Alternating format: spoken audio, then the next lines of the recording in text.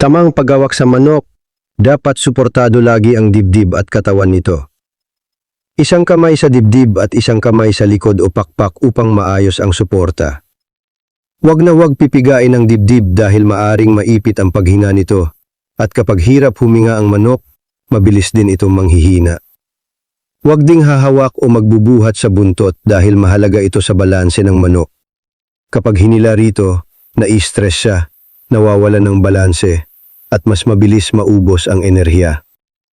Mas mabuti ring ilapit sa iyong katawan at bahagyang iyakap habang hawak upang mas panatag at hindi madaling magpumiglas. Hawakan lamang kapag may kailangang gawin o ilipat dahil ang sobrang paghawak ay dagdag pagod din sa alaga. At higit sa lahat, maging tahimik, mahinahon at maingat sa bawat galaw. Huwag biglain sa pagkampay o pagpihit at huwag ding sobrang higpit ang hawak. Tandaan, ramdam ng manok ang kaba at tensyon ng taong may hawak sa kanya.